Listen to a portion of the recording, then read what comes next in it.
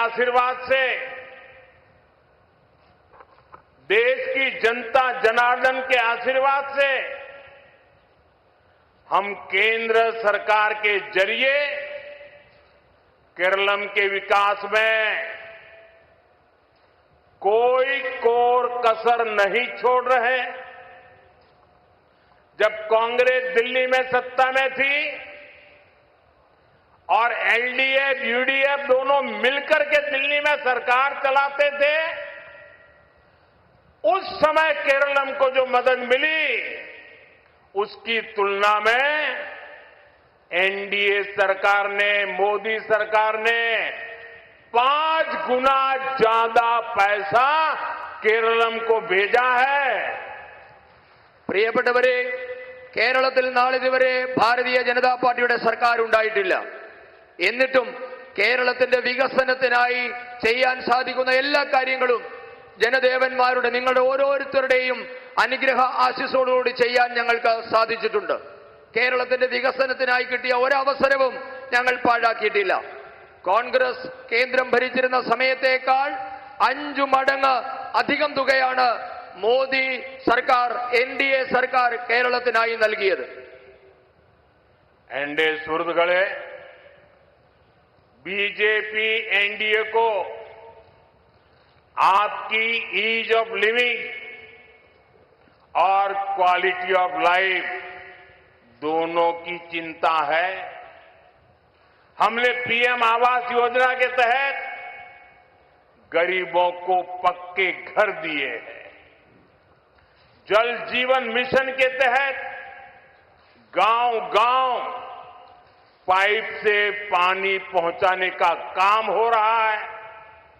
यहां रबर के किसान बड़ी संख्या में रहते हैं। केरलम के किसानों को हमने पीएम किसान सम्मान निधि के जरिए अराउंड 13,000 करोड़ रुपए की सहायता सीधी उनके बैंक खाते में पहुंचाई है। इससे रबर के किसानों को भी बहुत मदद मिली है। പ്രിയപ്പെട്ടവരെ, നിങ്ങൾക്ക് ആയാസരഹിതമായതും നിലവാരമുള്ളതുമായ ഒരു ജീവിതം നൽകലാണ് ബിജെപിയുടെ ലക്ഷ്യം. പ്രധാനമന്ത്രി ആവാസ് യോജന പ്രകാരം നിരവധി പാവപ്പെട്ടവർക്കാണ് കേരളത്തിൽ സൗജന്യമായി വീട് നൽകിയത്. ജൽ ജീവൻ മിഷൻ അനുസരിച്ച് ഗ്രാമഗ്രാമാന്തരങ്ങളിൽ പൈപ്പ് വഴി ശുദ്ധജലം എത്തിക്കാനുള്ള പ്രവർത്തനവും നടന്നു വരുന്നുണ്ട്. കേരളത്തിൽ നമുക്കറിയാം, ധാരാളം റബ്ബർ കർഷകരുള്ള ഒരു നാടാണ് ഇവിടം. പ്രധാനമന്ത്രി കിസാൻ സമ്മാൻ നിധി വഴി കേരളത്തിലെ കർഷകർക്ക് 13,000 കോടി രൂപയാണ് ബാങ്ക് അക്കൗണ്ടുകൾ വഴി സൗജന്യമായി നൽകിയത്. കേരളത്തിലെ റബ്ബർ കർഷകർക്കും ഇതിന്റെ പ്രയോജനം കിട്ടിയിട്ടുണ്ട്. साथियों, नॉर्थ ईस्ट में ईसाई समाज की संख्या बहुत है। एक राज्य को छोड़ करके नॉर्थ ईस्ट के 7 राज्यों में एनडीए की सरकार है और वहां पिछले 50-60 साल में जो काम नहीं हुआ है वो हमने करके दिखाया है। गोवा में ईसाई समाज निर्णायक है। गोवा के अंदर लगातार बीजेपी की सरकार, एनडीए की सरकार है। गोवा विकास की नई ऊंचाइयों को छू रहा है।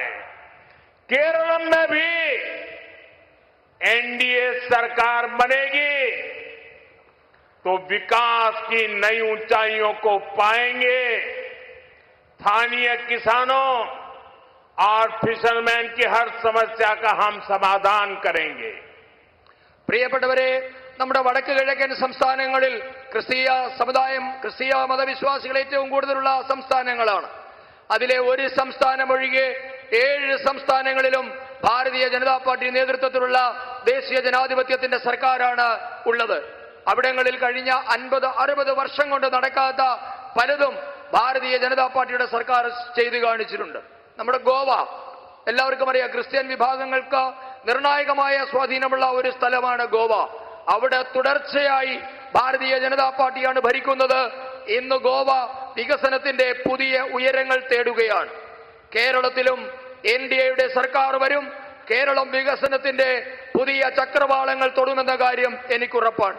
അന്ന് കേരളത്തിലെ കർഷകരുടെയും മത്സ്യത്തൊഴിലാളികളുടെയും എല്ലാം പ്രശ്നങ്ങളും പരിഹരിക്കപ്പെടും. एनडीए सुहृदगणे, केंद्र की NDA सरकार ही केरलम में आधुनिक इंफ्रास्ट्रक्चर और सुविधाओं पर जोर दे रही है. हम यहां नेशनल हाईवेज बनाने को गति दे रहे हैं. रेलवे इंफ्रास्ट्रक्चर का विकास किया गया है.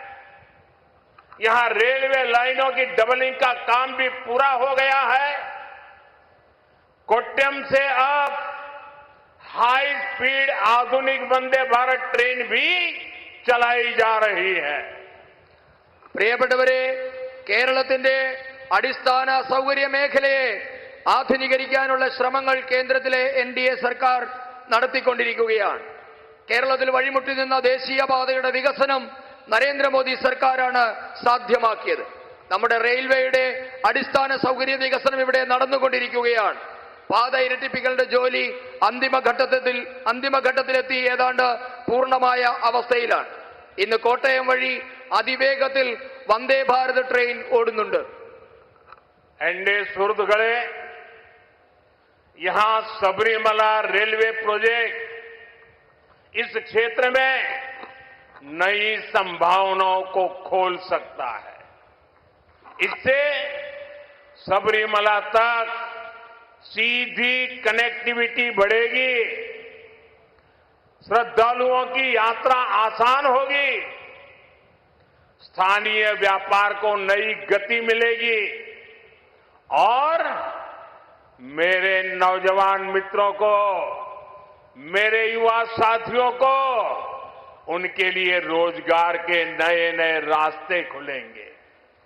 लेकिन साथियों, आपको ये बात हमेशा याद रखनी है, यहां प्रदेश सरकार ने इस प्रोजेक्ट को आगे बढ़ाने की जगह उसको लटकाए रखा.